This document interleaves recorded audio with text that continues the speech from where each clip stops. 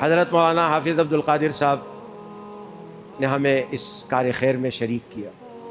میں اکثر کہتا ہوں جیسے ختم وغیرہ ہوتے ہیں نا، ختم بخاری، ختم قرآن، تو ہمارے ساتھی ہمیں بلاتے ہیں، میں کہتا ہوں دیکھو بھائی سارے سال محنت تو انہوں نے کی، بخاری تو مولوی صاحب نے پڑھائی، طلبہ نے پڑھی، حفظ قرآن طالب علم نے کیا، 3 سال 4 سال اس نے محنت کی، قاری صاحب نے محنت کی، تو اللہ تعالیٰ جزائے خیر دے ہمارے علماء کو۔ جب وہ دعاؤں کا وقت آیا، ملائی آ گئی، کہا آپ بھی آ جاؤ۔ تو مسجد بنانے میں کتنی فکر ہوئی ہوگی، پلاٹ خریدا ہوگا، محنت کی ہوگی، آج جب بالکل سب کچھ تیار ہے، ملائی کا وقت آ گیا، تو مولانا نے کہا آپ بھی آ جائیں، جزاکم اللہ۔ آپ سب بھی کہیں جزاکم اللہ، اللہ جزائے خیر دے ان کو، مولانا کو، ان کے تمام ساتھیوں کو، ان تمام احباب کو۔ تو میرے عزیز مسلمان بھائیوں، جب اللہ تعالیٰ کسی علاقے کو اپنی رحمتوں سے نوازنا چاہتا ہے نا، وہاں مسجد آ جاتی ہے۔ یہ اللہ کی رحمت کی چادر ہے۔ نماز پڑھاتے ہوئے میں جب نماز پڑھا رہا تھا تو میں نے کہا یہ کسی کا گھر ہوگا، دکان ہوگا، کیا ہوگا، بہرحال جو بھی ہوگا، کسی کی زمین تھی۔ اس وقت بھی اگر یہاں مسلمان کی تھی تو لازمی بات ہے وہ بھی اپنے گھر میں نفل پڑھتا ہوگا، نماز پڑھتا ہوگا، تلاوت کرتا ہوگا، اور ابھی بھی ہم نے نماز پڑھی، لیکن اس نماز میں فرق ہے۔ اس وقت وہ اپنے گھر میں نماز پڑھ رہا تھا، ابھی مسجد میں نماز پڑھ رہا ہے جو 27 گنا سے شروع ہوتی۔ اس وقت اس کی ترتیب تعمیر کی الگ تھی، اب اس کی تعمیر کی ترتیب الگ ہے، اس کا رخ اب کعبے کی طرف۔ آپ سب اس وقت کعبے کی طرف رخ کر کر بیٹھے ہوئے ہیں، اور دنیا کی ساری مسجدیں کعبے کی رخ پر ہیں۔ کعبہ روئے زمین پر اللہ تعالیٰ کی رحمتوں کا ایک مرکز ہے۔ ان اول بیت وضع للناس، وہ پہلا اللہ کے رحمتوں کا مرکز، وہ چھاونی، وہ بقعہ مبارکہ جو اس زمین پر اللہ رب العالمین نے قائم کیا حضرت ابراہیم علیہ السلام کے ذریعے سے، وہ کعبۃ اللہ ہے۔ اور ساری دنیا کی مسجدیں کعبۃ اللہ کے رخ پر ہے۔ اور یہ مسجد بھی کیا نام ہے اس کا؟ جامع مسجد محمد شاہ کا رخ بھی کعبۃ اللہ پر ہے۔ کعبۃ اللہ پر اللہ تعالیٰ کی رحمتیں اتر رہی ہیں 24 گھنٹے، اللہ کی رحمت اور اللہ تعالیٰ کی تجلیات کا مرکز ہے۔ اس مرکز سے وہ ساری تجلیات اور ساری رحمتیں دنیا کی ساری مسجدوں کی طرف منتقل ہو رہی ہے، وہ ہیڈ آفس ہے۔ وہاں سے ہم جو قبلے کی طرف رخ ہے، وہاں سے رحمتیں آ رہی ہے ساری مسجدوں کی طرف، اور مسجدوں سے وہ رحمتیں مسجد میں آنے والے نمازیوں کو، اور مسجد میں آنے والے نمازیوں کے ذریعے سے وہ رحمتیں ان کی آبادیوں میں، ان کی مارکیٹوں میں، ان کے گھروں میں وہ رحمتیں جا رہی ہے۔ مین مرکز کیا ہے؟ کعبۃ اللہ۔ تو جب اللہ تعالیٰ کسی محلے پر اپنا رحم فرماتے ہیں، وہاں مسجد بن جاتی ہے، اور ساتھ میں مدرسہ بھی بن جاتا ہے، مسجد بھی بن جاتی ہے۔ یہ مولوی صاحب نے کہا نا بھائی تعلیم و تعلم، مسجد نبوی والے اعمال۔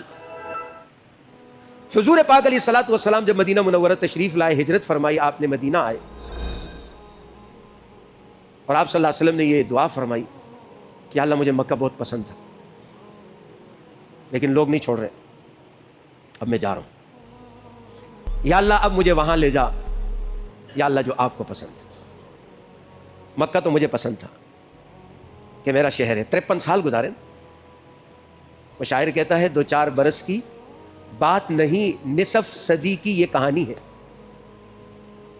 جہاں آپ نے 50 سال گزارے ہو اور وہاں سے آپ کو جانا پڑ جائے، تو حضرت صلی اللہ علیہ وسلم نے اللہ تعالیٰ سے کیا خوبصورت دعا فرمائی کہ مکہ مجھے بہت پسند تھا، یا اللہ اب مجھے وہاں لے جا جو یا اللہ آپ کو پسند ہے، اللہ مدینہ لے آئے۔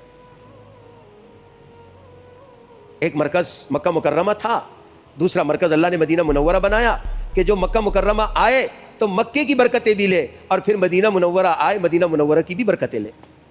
اور پھر رسول پاک علیہ السلام نے دعا فرمائی کہ یا اللہ جو دعائیں حضرت ابراہیم علیہ السلام نے مکے کے لیے خیر کی برکت کی ہے، یا اللہ اس سے دگنی برکتیں مدینے میں فرما دے۔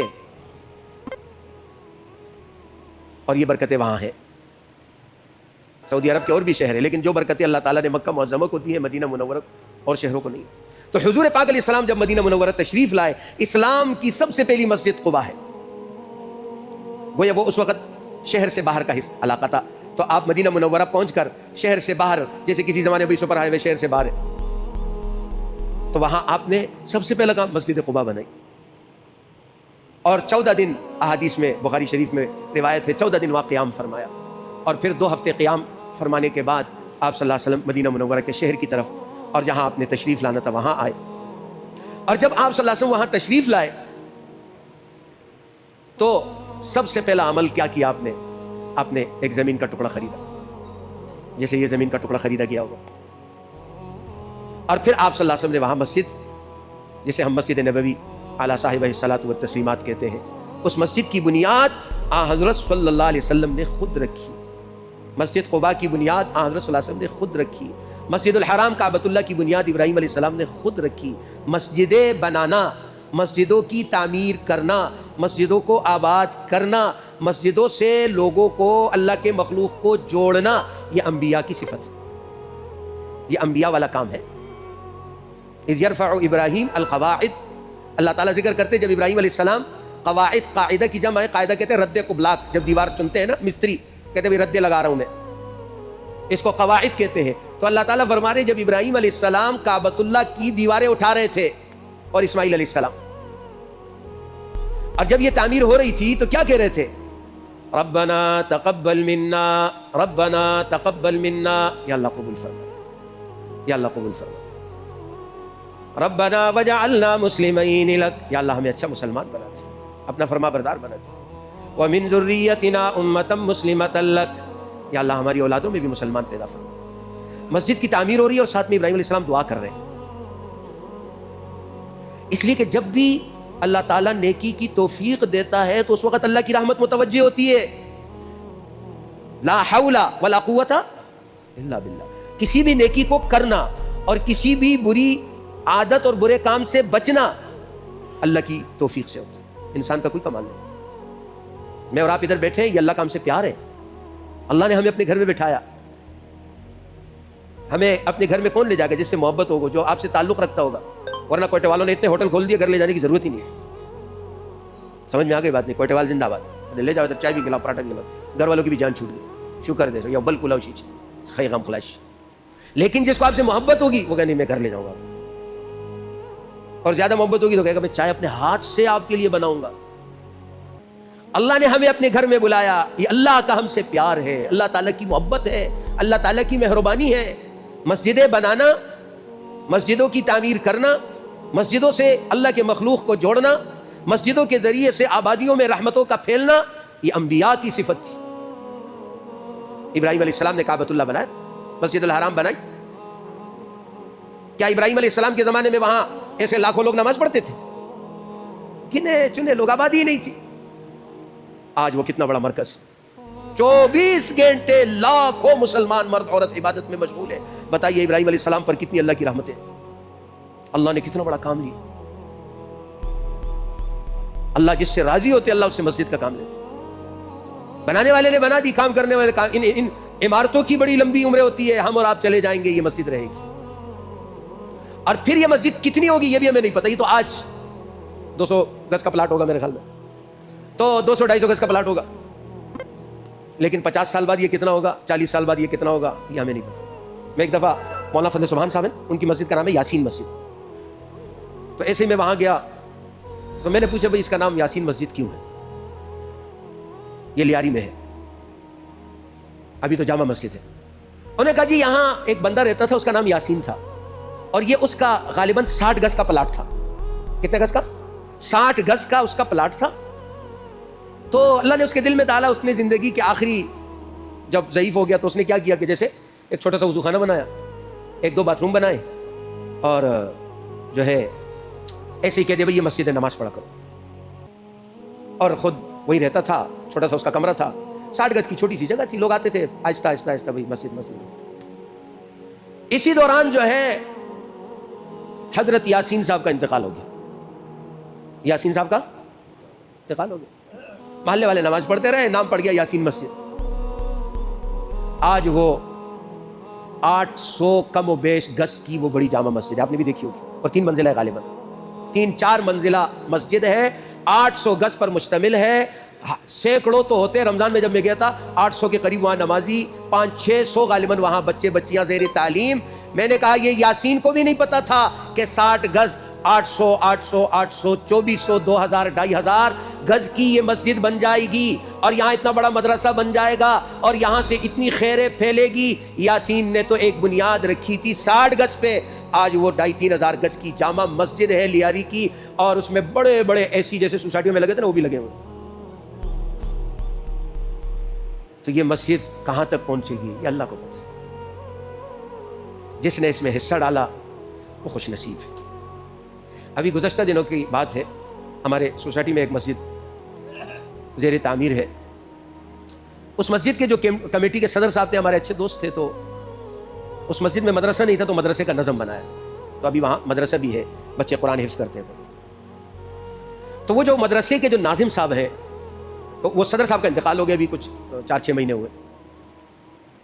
تو ابھی 1-2 مہینے قبل کی بات ہے, قاری صاحب کہنے لگے کہ وہ خواب میں انہوں نے وہ جو کمیٹی کے صدر صاحب تھے ان کو خواب میں دیکھا. تو انہوں نے کہا قاری صاحب خیریت ہے؟ انہوں نے کہا جی خیریت. مدرسہ صحیح چل رہا ہے؟ بولا دیکھو اس کا خیال کرو, یہاں سے جو ہے نا مجھے بڑی ٹھنڈی ٹھنڈی ہوائیں آتی ہیں. قاری صاحب اس مدرسے کا خیال کرو, یہاں سے مجھے بڑی ٹھنڈی ٹھنڈی ہوائیں آتی ہے. مولانا عبد القادر صاحب اس مسجد کا خیال کرو, یہاں سے ٹھنڈی ٹھنڈی ہوائیں پہنچے گی ان تمام لوگوں کو جس نے اس میں حصہ ڈالا, جس نے اس کے لیے دعا کی, جس نے اس کی نیت کی, جس نے اس کے بارے میں اچھا جملہ کسی بھی حوالے. اللہ بڑے بے نیاز ہے. وہ کہتے ہیں ہارون رشید بادشاہ نے, یہ قصہ میں نے واقعہ میں نے سنا کسی عالم کے زمانے میں نے کہیں پڑھا تو نہیں ہے, کہ ہارون رشید بادشاہ نیک آدمی تھا بڑا. تو اس نے اپنے عملے سے کہا دیکھو مسجد بنانی ہے لیکن کسی سے پیسے نہیں لینے, بالکل ایک پائی کسی سے, میں اپنے لیے بنا رہا ہوں. ٹھیک ہے جی, بادشاہ سلامت. مسجد بنا, ان کا دیکھو کسی سے کچھ نہیں لینا, یہ بتا رہا ہوں پہلے سے. وہ نگران نے کہا جی ٹھیک ہے, کام چلتا رہا.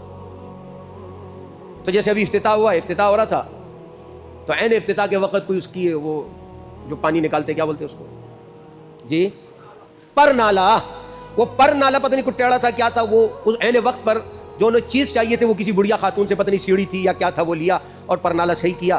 تو اس کا تعاون آ گیا اتنا, افتتاح ہو گیا, چلے گئے. رات کو ہارون رشید خواب دیکھتا ہے کہ جنت میں 2 محل بنے ہوئے, اور کہنے والا کہتا ہے دیکھو ہارون رشید یہ محل آپ کا ہے, آپ نے مسجد بنایا, اور یہ اس بڑھیا کا جس نے مسجد میں حصہ لیا. ہارون رشید یار یہ کیا ہو گیا, بوڑھا ہی پکڑے کم سے ڈالا, یہ بوڑھی کہاں سے آ گئی, میں نے آرڈر دیا تھا بھائی. صبح اٹھے بلایا, آ جاؤ, جو ذمہ دار تھے بھائی آپ نے نہیں لیا کسی سے, لیا بھائی میں نے خواب دیکھا ہے. نے کہا ہاں وہ عین افتتاح کے جب آپ آ رہے تھے اوپر نالا صحیح نہیں تھا, ہم نے ان سے سیڑھی لی تھی یا بالٹی لی تھی, پتہ نہیں کیا ہوا تھا. ہارون رشید نے کہا مسجد شہید کرو, مسجد شہید کرو, دوبارہ بنے گی اور ہر مسلمان اس میں حصہ لے. اگر اللہ ایک بوڑھی کے ادنا تعاون پر اسے محل دے رہا ہے, میں ہارون رشید اس میں کیوں بخل کروں. یہ نہ سمجھنا کہ میں نے تو 100 روپے دیے تھے, وہ آپ کا اللہ کا معاملہ ہے. کس نے 100 دیے تھے, کس نے 1000 دیے تھے, اللہ کیا کیا رتبہ ہے یہ اللہ کو پتہ ہے. غزوہ تبوک میں حضرت صلی اللہ علیہ وسلم نے صحابہ سے جب اپیل فرمائی, اس لیے کہ رسول اللہ صلی اللہ علیہ وسلم کی زندگی کا سب سے بڑا لشکر غزوہ تبوک کا تھا, 30,000 کے قریب فرمایا. اتنا بڑا لشکر تھا کہ اس کے پہلے سرے آخری سرے کا پتہ نہیں چلتا تھا, جو غائب تھا اس کا پتہ نہیں چلتا. تو حضرت صلی اللہ علیہ وسلم نے, تو صحابہ نے حضرت ابوبکر صدیق رضی اللہ عنہ پورا گھر سب کچھ دے دیا, حضرت عمر رضی اللہ عنہ آدھا مال دے دیا. ایک صحابی مزدور ہے, وہ دیکھ رہے ہیں کہ جناب یہ تو یہ دے رہے ہیں, میں کیا کروں.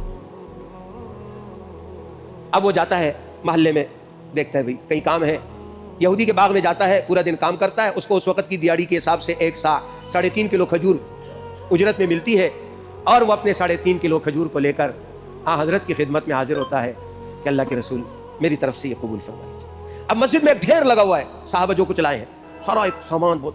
حضرت صلی اللہ علیہ وسلم اس مزدور کے 3.5 کلو کھجور کو پورے پر بھکیر دیتے کہ یہ بہت برکت والا.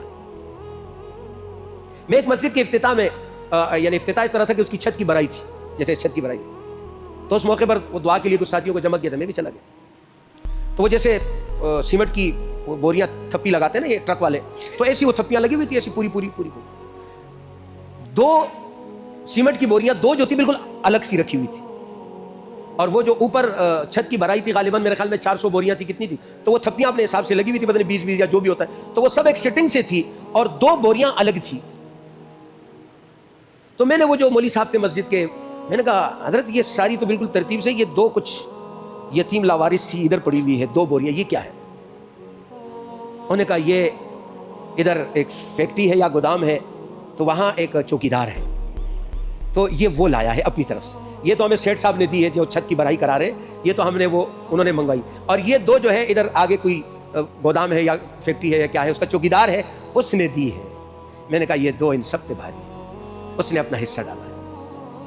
تو میرے عزیز دوستو، اللہ تعالیٰ کا بڑا فضل ہے، اللہ تعالیٰ کا بڑا شکر ہے، جب اللہ تعالیٰ کسی جگہ کسی علاقے کو اپنی رحمتوں سے نوازتے ہیں نا، وہاں مسجد آ جاتی ہے، وہاں خیریں آ جاتی ہے، اور وہاں سے نحوستیں ختم ہوتی ہے۔ میں ایک مولوی صاحب کو جانتا ہوں، ایک مسجد ہے ہمارے جاننے والے، جب وہ مسجد بنی اور وہ وہاں گئے تو اس کے بالکل جیسے یہ سامنے گلی ایسی تھی، تو ان کے مسجد کے بالکل سامنے کوئی گھر تھا، اور وہاں کچھ غلط قسم کے لوگ تھے اور غلط چیزیں ہو رہی تھی، اور بالکل مسجد کے گیٹ کے سامنے مولوی صاحب بڑے پریشان تھے کہ یا خدا یہ مسجد ہے اور سامنے اس طرح یہ، تو وہ اپنے استاذ کے پاس گئے، اور اپنے شیخ کے پاس کہ حضرت ان کے شیخ تھے قاری ابراہیم صاحب، بنور ٹاؤن کے پاس ہوتے تھے، بہت نیک آدمی تھے، اللہ تعالیٰ مغفرت فرمائے۔ تو قاری ابراہیم صاحب رحمۃ اللہ علیہ سے ان کا تعلق تھا، انہوں نے کہا حضرت مسجد کے بالکل سامنے اس طرح یہ معاملہ ہے اور بڑی پریشانی ہے۔ انہوں نے کہا ایسا کرو کہ مسجد میں قرآن کا درس شروع کرو اور قرآن کی کلاس لگاؤ۔ انہوں نے کہا وہ میرے شیخ تھے، میں نے قرآن کا درس بھی شروع کیا، قرآن کی تعلیم اور وہ سلسلہ اپنے ساتھیوں سے مشورہ کیا اور قرآن کی کلاس لگا دی، اور قرآن کا درس شروع ہو گیا۔ چند دن بعد ان میں آپس میں لڑائی ہو گئی اور سب بیچ باج کے چلے گئے، ہماری جان ہی چھوٹ گئی۔ تو کہا پھر میں نے اپنے استاذ کے کہا شیخ کو کہ حضرت وہ اس طرح ہو گیا۔ میں نے کہا حضرت یہ کیا نسخہ تھا؟ بولے کیا نسخہ تھا؟ اندھیرے میں ڈنڈے تھوڑی مارنے، اندھیرے میں چراغ جلانا ہوتا ہے نا، قرآن کا چراغ جلاؤ گے تو یہ ظلمتوں کے اندھیرے خود بخود ختم ہو جائیں گے۔ جب ایک جگہ مسجد بن جاتی ہے، وہاں اللہ اکبر کی صدائیں شروع ہوتی ہے، اللہ کی بڑائی شروع ہوتی ہے، اشہدو ان لا الہ الا اللہ، یہ آسان کامل ترین دعوت ہے، کامل ترین دعوت ہے۔ اللہ اکبر اللہ اکبر اللہ اکبر۔ جب صبح شام کیا فرمایا حدیث میں، جب مؤذن اذان دیتا ہے، حدیث کے الفاظ ہے، شیطان سے ہوائیں نکلتی ہے اور وہ بھاگ رہا ہوتا ہے جب مؤذن کہتے ہیں اللہ اکبر اللہ اکبر اللہ اکبر۔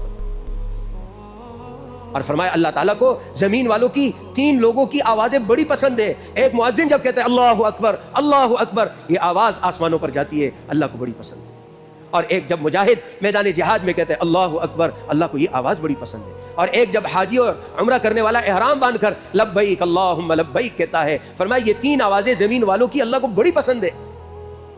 تو جب یہ آوازیں جاتی ہے، اوپر سے رحمتیں آتی، پھر نمازیں ہوتی ہیں، پھر قرآن کی تلاوت ہوتی ہے، پھر اذکار ہوتے ہیں، پھر جیسے مولوی صاحب نے کہا مسجد نبوی کا ماحول، جہاں دعوت کا کام بھی تھا، جہاں تعلیم و تعلم بھی تھا، جہاں لوگوں کی خبر گیری بھی تھی۔ آج ہم نے مسجدوں کو، مسجد نبوی والے، حضور صلی اللہ علیہ وسلم والے اعمال میں کمزور کیا، مسجدیں کمزور ہو گئی، آباد ہونا ختم ہو گئی۔ تو اللہ تعالیٰ جب کسی علاقے پر اپنی رحمت فرماتے ہیں، وہاں مسجد بن جاتی ہے۔ حضور صلی اللہ علیہ وسلم نے مسجد بنائی، اور پھر وہاں مدرسہ بن جاتا ہے۔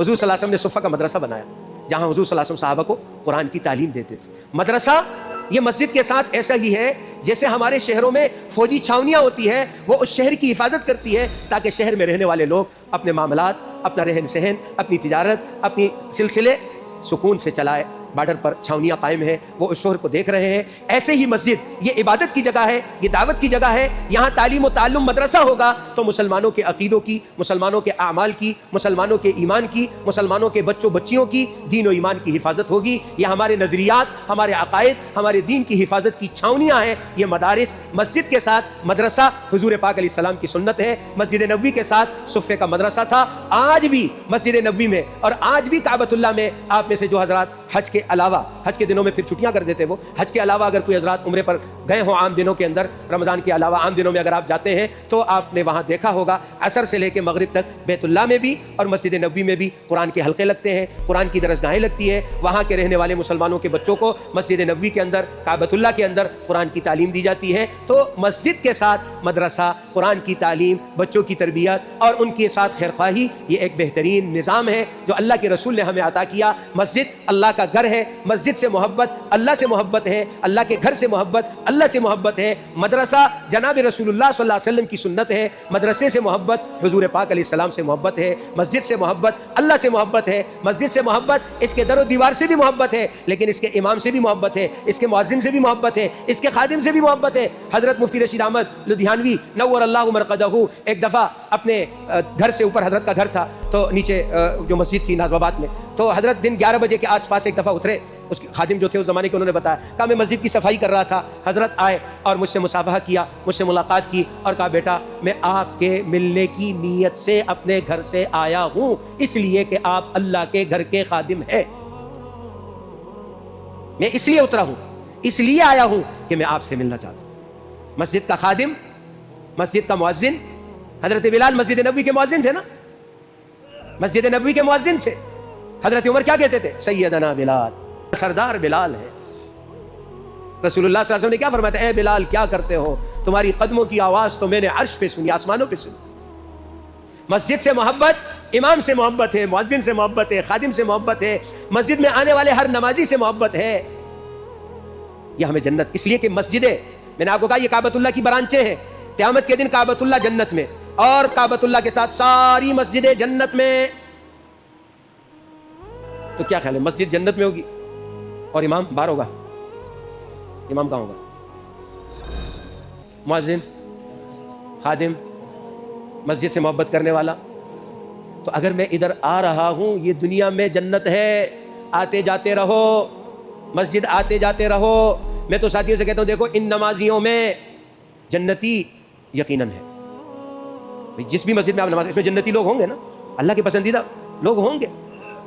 جب مجھے اللہ تعالیٰ روزانہ 5 وقت مسجد بلا رہا ہے، 5 وقت میں جنتیوں کے ساتھ ہوں، تو پھر قیامت میں تو اللہ ایسا نہیں کرے گا. نہیں حاجی صاحب آپ ذرا باہر چلے جائیں، ایسے تو نہیں ہوگا. پہلی قیامت میں نے کی ہے، یا اللہ بڑے کریم ہے. مسجدوں سے محبت اللہ سے محبت ہے، اور جس نے اللہ سے محبت کی، مسجد سے محبت کی، وہ جنت میں جائے گا. اور یہ مدرسہ، یہ حضور کے مدرسے ہیں، یہ قرآن کے مدرسے، یہ رسول اللہ صلی اللہ علیہ وسلم کے مدرسے ہیں، یہ صحابہ کے مدرسے ہیں. ان سے محبت کرنا ایسا ہے جیسے آپ رسول پاک علیہ السلام سے محبت کر رہے ہیں، آپ اللہ کے قرآن سے محبت کر رہے ہیں. یہ سارے ہمارے جنت کے جانے کے ذرائع ہیں. اللہ تعالیٰ نے ہمیں ہمارے محلوں میں، ہمارے گھروں میں عطا کیے. اللہ تعالیٰ اس مسجد کو اور یہاں پر جتنے بھی مولانا کی نیتیں ہیں، تعلیم و تعلم کے حوالے سے، تبلیغ و دعوت کے حوالے سے، مخلوق کے ساتھ حسن سلوک، تربیت کی مجالس کے حوالے سے، اللہ تعالیٰ ان تمام اعمال کو زندہ فرمائے، اور اللہ تعالیٰ اس مسجد کو اس علاقے کے لیے ہدایت کا مرکز، سرچشمہ ثابت فرمائے. جنہوں نے اس میں جتنا حصہ لیا اللہ ان کو اس کا بہترین اجر عطا فرمائے. قیامت کی صبح تک اللہ تعالیٰ اسے قبولیت، مقبولیت عطا فرمائے.